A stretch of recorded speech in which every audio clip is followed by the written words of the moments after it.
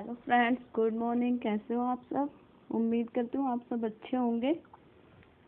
मेरा नाम पीयूष बरुआ है। मैं आपके लिए कुछ सामान्य ज्ञान के यानी जीके के कुछ महत्वपूर्ण क्वेश्चंस लेके आई हूँ जो मोस्टली एग्जाम्स में पूछे जाते हैं। हमारा चैनल है, एक बार ये देख लीजिए, ये हमारा चैनल है नॉलेज विजडम। इसको प्लीज़ लाइक कीजिए, सब्सक्राइब कीजिए, शेयर कीजिए, कमेंट भी कीजिए।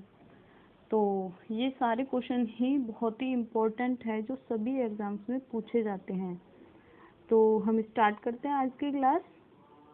ओके, फर्स्ट क्वेश्चन है हमारा, रेशम के कीड़ों का पालन क्या कहलाता है? जो रेशम कीट पालते हैं उसको क्या कहते हैं? रेशम के कीड़ों का पालन क्या कहलाता है? तो वो कहलाता है हमारा सेरीकल्चर। क्या कहलाता है?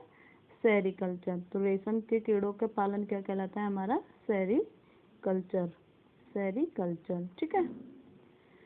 धान की खेती के लिए, नेक्स्ट क्वेश्चन है हमारा, धान की खेती के लिए कौन सी मिट्टी सबसे उपयुक्त होती है? धान की खेती के लिए कौन सी मिट्टी सबसे उपयुक्त होती है? यानी कि धान की जो खेती की जाती है उसके लिए जो मिट्टी होती है जमीन की, वो कौन सी होती है जो सबसे ज़्यादा अच्छी होती है? तो वो मिट्टी होती है हमारी चिकनी मिट्टी। कौन सी मिट्टी होती है?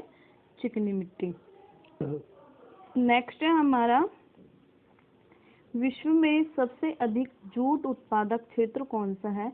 वो क्षेत्र बताना है हमारे वर्ल्ड में जो सबसे ज़्यादा जूट का उत्पादन करता है। तो वो है हमारा गंगा ब्रह्मपुत्र का डेल्टाई मैदान। कौन सा है? गंगा ब्रह्मपुत्र का डेल्टाई मैदान, जहाँ पर जूट सबसे ज़्यादा उत्पादित होता है।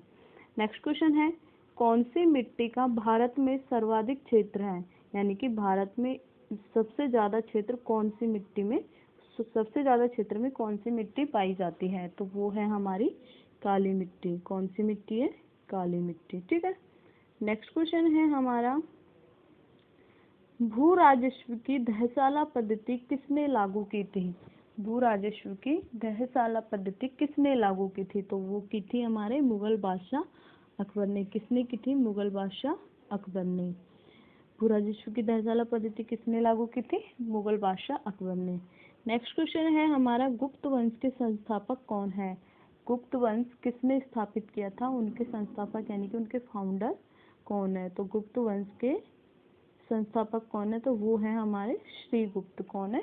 श्रीगुप्त, जिन्होंने अपने ही नाम के सरनेम पर गुप्त वंश का स्थापना की थी। ठीक है। नेक्स्ट क्वेश्चन है हमारा, राष्ट्रपति का अध्यादेश कितने समय तक लागू रहता है? राष्ट्रपति का अध्यादेश कितने समय तक लागू रहता है? क्या चीज? अध्यादेश कितने समय तक रहता है? तो वो रहता है 6 मंथ, यानी कि 6 माह तक, 6 महीनों तक राष्ट्रपति का अध्यादेश 6 माह तक लागू रहता है। नेक्स्ट क्वेश्चन है हमारा, भारत द्वारा छोड़ा गया पहला उपग्रह कौन सा है? भारत द्वारा छोड़ा गया पहला उपग्रह कौन सा है? वो उस उपग्रह का नाम बताना है जो पहला भी था और भारत के द्वारा छोड़ा गया था। तो वो था पहला उपग्रह आर्यभट्ट। कौन सा था? आर्यभट्ट। सबसे पहला उपग्रह कौन सा था? आर्यभट्ट। नेक्स्ट है हमारा,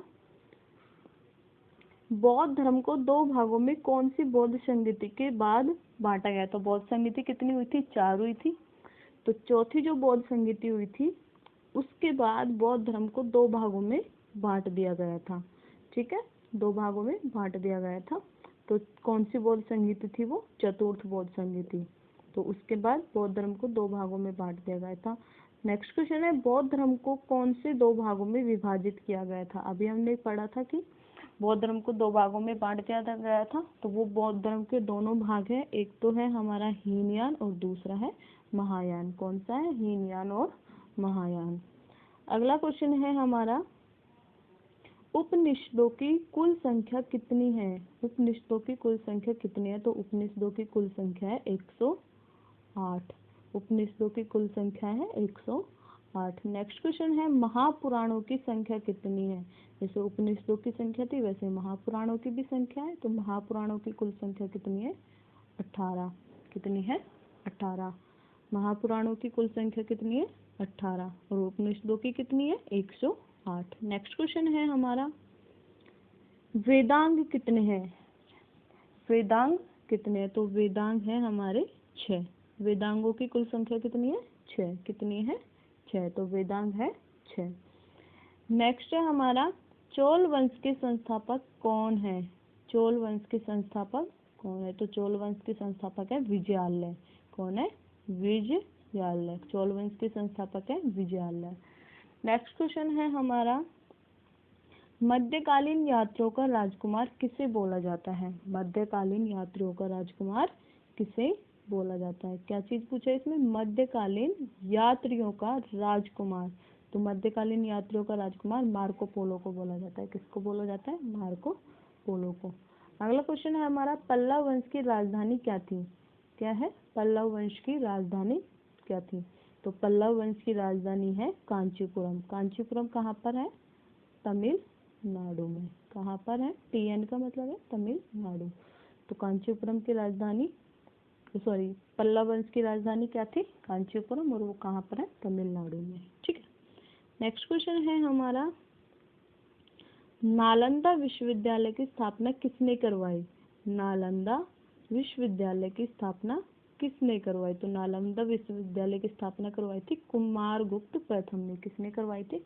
कुमारगुप्त प्रथम ने। और नालंदा विश्वविद्यालय कहाँ पर है? बिहार में। दिलवाड़ा का जैन मंदिर कहाँ पर स्थित है? दिलवाड़ा का जैन मंदिर कहाँ पर स्थित है? तो दिलवाड़ा का जैन मंदिर माउंट आबू में स्थित है। दिलवाड़ा का जैन मंदिर कहाँ पे स्थित है? माउंट आबू में। कहाँ पर है? माउंट आबू में। और माउंट आबू कहाँ पर है? राजस्थान में। आरजे का मतलब राजस्थान। ठीक है। खतौली का नेक्स्ट क्वेश्चन है, खतौली का युद्ध कब हुआ था? खतौली का युद्ध कब हुआ? तो खतौली का युद्ध हुआ था सन 1518 में। सन 1518 में, यानी कि 1518 में। खतौली का युद्ध कब हुआ था? खतौली का युद्ध 1518 में हुआ था।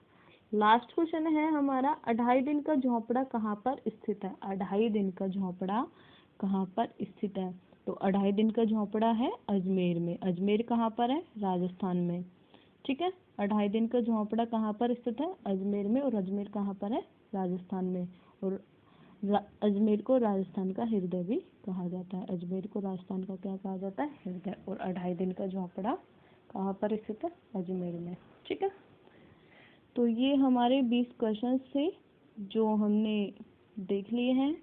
तो thank you so much for watching. Please like, share and subscribe.